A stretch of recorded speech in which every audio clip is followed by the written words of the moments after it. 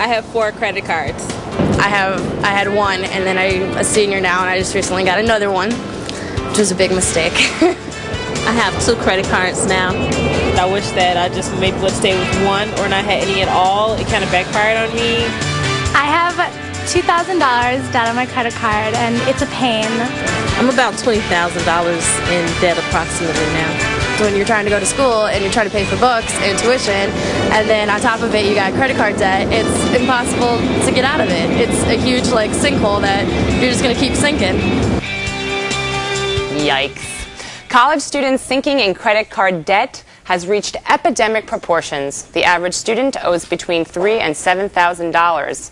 How do you keep your kids away from credit card crisis? Well, here with answers is a financial expert and author of Teen Money Tips and Crack the Code, Sanyika Boyce. Welcome, Sanyika Boyce. Thank you so much for being here. I appreciate you having me. Okay, I'm going to run down a few of the statistics real quick just so that we get them out there. They're eye-opening. 83% of college students own credit cards. The average student has 4. Wow.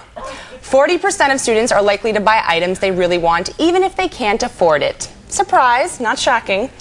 In 2001, American teens spend more than Mexico's yearly export. That's $172 billion. It's insane. Yes. And I know you actually have a personal story. You've kind of lived this scenario. Lived this scenario. Did everything right academically, everything wrong financially. Graduated from college in 3.5 years with 10 credit cards and $15,000 in credit card debt. 10? 10. Wow. Yeah, and actually it started, I stayed away from credit cards my whole freshman year, stay away from credit, get good grades, go forth and prosper, that whole speech. And what happened was, around the second semester of school, it started seeming like everybody was doing better, having more fun, living a life that was a lot more fun than I was. And the first card was for emergencies. Unfortunately, the first emergency was the sale at 9 West. Of course. And then it started from there. I can totally feel it. I actually was really scared of credit cards because my parents were really against it. So I had one, but I stayed away. So I was in the clear. But tell us about how colleges are kind of teaming with credit card companies and marketing to students. Well, it's a delicate dance, you know, and I am absolutely not anti-credit. The reality is that you need credit and you need to establish it properly. You realize that in 2 cases. 1, when you've ruined it, and 2, when you haven't properly established it. But credit card companies are now partnering with colleges in a lot of cases because honestly, funding is being made available. And so it's this delicate dance between, do I get this new wing, this new library, this new thing that's going to support the school by using the funding that I'm going to get through credit card company subsidization. And that's a delicate dance. Yeah. I was actually really surprised because I was reading this. They receive about $20 million in sort of royalties from these credit card companies, and the rates are not great for these students. They're not really servicing these students. Well, a lot of times you have to recognize it from 2 perspectives. I mean, one perspective is that as a credit card company, I'm a business, and I'm in business to be in business and to make money. So as a college student, I'm giving you access to something that you're going to need to build in the future anyway. I'm going to give you that taking a risk. So my interest rate is going to be a bit higher until and unless you prove that you're able to be responsible with it. Okay, and talking about being responsible, parents, I think about 80% of parents are under the assumption that the school is teaching their students financial, personal financing.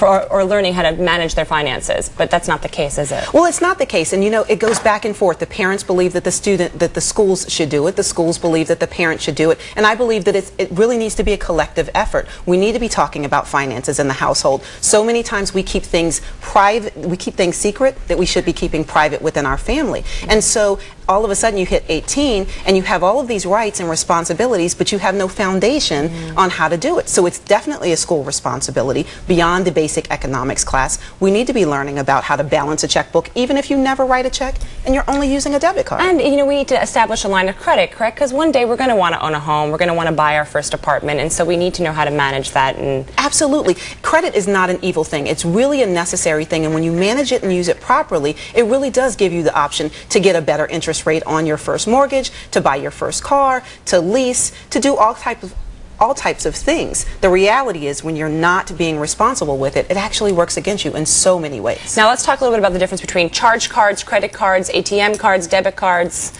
Break it down for us. Okay, so there's a difference between a charge card and a credit card. A credit card allows you to have what they call a revolving balance. So if you charge $500, you don't have to pay that $500 off at the end of the month. You can pay a percentage of that and continue to pay until that $500 is paid off. Okay. A charge card is going to allow you to charge that $500, but at the end of the cycle, say 30 days, you're going to have to pay that entire dollar amount back. Okay. A debit card is attached to an existing source of funds, like a checking account. So if you have $5 in it, that's how much you get to spend. I like that. Now, give us some tips that parents can kind of teach their kids to keep on the straight and narrow and not get 10 credit cards under there. Well, you know what? The first thing is to be what I call a transparent. The reality is, so many times parents say, don't do, stay away from, leave that alone, which is what happened in my case.